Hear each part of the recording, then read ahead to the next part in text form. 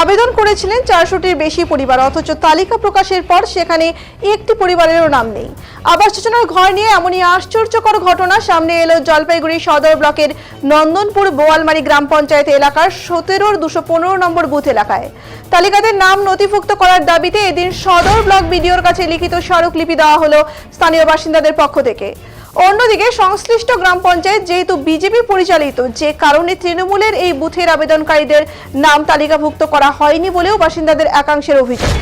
জানা গেছে 2018 সালে আবাস যোজনার ঘর নিয়ে করা সার্ভের পর 2022 সালে নন্দনপুর বোয়ালমারি পঞ্চায়েত এলাকার 2800 জনের নামের তালিকা প্রকাশ করা হয়। কিন্তু অদ্ভুতভাবে এই তালিকায় বাঁশকুঠিয়া 17-215 নম্বর বুথের আবেদনকারী বাসিন্দাদের একজনেরও নাম নেই। কিন্তু ঘরের জন্য 2018 সালে এই বুথ থেকে আবেদনকারীর সংখ্যা ছিল 400 জনের মতো। এদিন তৃণমূলের স্থানীয় পঞ্চায়েত সদস্য সঞ্চিতা রায় বলেন, তাঁতিপাড়া, বানিয়াপাড়া, ঠকপাড়া, বোদাপাড়া, তিস্তার চর এলাকা নিয়ে 17-215 নম্বর বুথ, প্রায় 2000 মানুষের বসবাস। এলাকার 80% মানুষ দিন মজুরি এবং কৃষিকাজ করে সংসার চালায়, যাদের বাড়িঘরের অবস্থা অত্যন্ত খারাপ, যে কারণে সরকারি সুবিধা নেবার জন্যই তারা ঘরের জন্য আবেদন করেছিলেন। কিন্তু বুথের তালিকায় হাওয়া হয়ে গেল। এটা একটা আশ্চর্যজনক ঘটনা বলেই মনে করছেন তিনি। ষাটর্ধ বাসিন্দা দীনবালা রায় বলেন, তার ঘরের চাল বলতে কিছু নেই। বিডিও অফিস থেকে দেওয়া একটি ত্রিপল কোনো রকমে দিয়ে বর্ষা পার করেছেন। বেহাল ঘরে থাকা অসুবিধা বলেই ঘরের আবেদন করেছিলেন। জলপাইগুড়ি জেলা তৃণমূল কমিটির সম্পাদক হিরেন রায় বলেন, দেখা যাচ্ছে সার্ভের পর পোর্টালে নামের তালিকাই আপলোড করা হয়নি। এই ঘটনা হয় ইচ্ছাকৃতভাবে করা হয়েছে, নয়তো রাজনৈতিক কারণে করা হয়েছে। আর্থিক দিক দিয়ে পিছিয়ে পড়া মানুষগুলি সরকারি ঘরের সুবিধা পাওয়ার অপেক্ষায় থাকেন, তার উপর রাজ্যের মুখ্যমন্ত্রী নিজে বিষয়টি দেখছে। এই অবস্থায় এই ধরনের ঘটনা মেনে নেওয়া যায় না। এই বিষয় নিয়ে জয়েন্ট বিডিও রুবিনা নামচু লেপচা বলেন, এলাকার মানুষ এসেছিলেন, তাদের বিষয়টি গুরুত্ব দিয়ে দেখা হবে।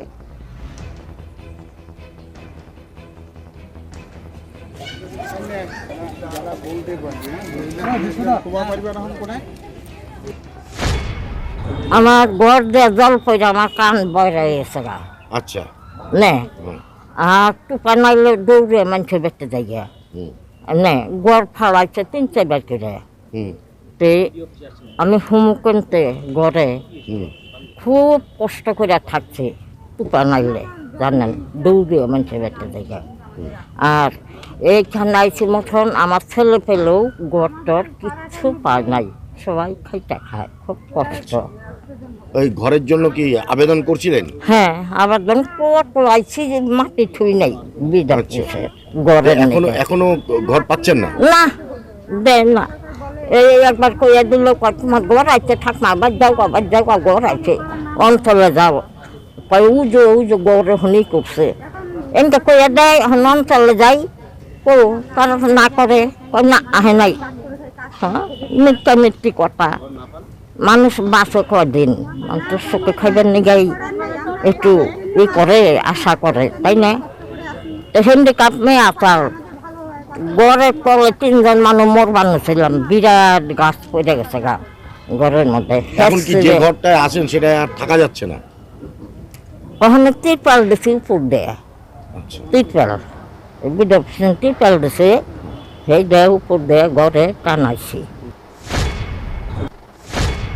সমস্যাটা হচ্ছে 18-19-এ যেটা সেন্সাস হয় আবাস যোজনার, সেই সেন্সাসটা হয় এলাকার মানুষ বোয়ালমারি নন্দনপুর গ্রাম পঞ্চায়েতের অন্তর্গত 17-215 নম্বর বুথ, আমারই বুথ ওটা।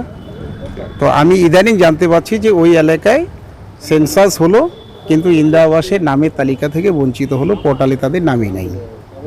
তো কথাটা শুনে আমার খুব খারাপ লাগলো। বেশিরভাগ মানুষ ওখানে গরিব, 80% মানুষই গরিব, পাকা বাড়ি 20% লোকের আছে, প্রায় 3-3.5 হাজার লোকের বসবাস, 5টা গ্রাম, বানিয়াপাড়া, ঠকপাড়া, তাঁতিপাড়া, বোদাপাড়া, এই গ্রামগুলো 80% মানুষ তারা বঞ্চিত।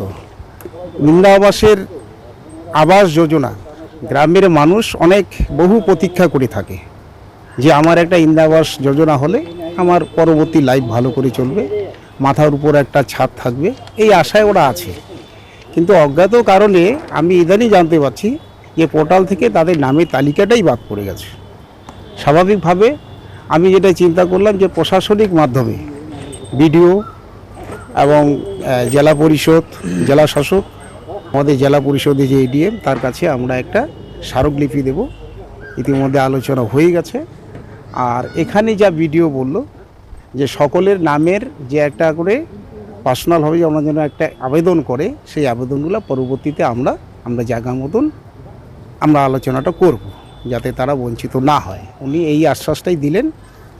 হঠাৎ করে পোর্টালের থেকেই নামের তালিকা আউট হয়ে গেল, এইটা আমাদের কাছে এটা অজ্ঞাত। আমি তো খুব অবাক হয়ে যাচ্ছি যে এটা কেন হলো। এটা সমস্যা হচ্ছে আমাদের গত 2018 সালে যে আবাস যোজনা সার্ভে হয়েছিল আর কি, সেই সার্ভের মধ্যে কোনো অজ্ঞাত কারণে আমাদের জিপির মধ্যে একটা বুথের একটা পার্ট 17/214 এখন 215 নাম্বার পার্ট হয়ে গেছে আর কি।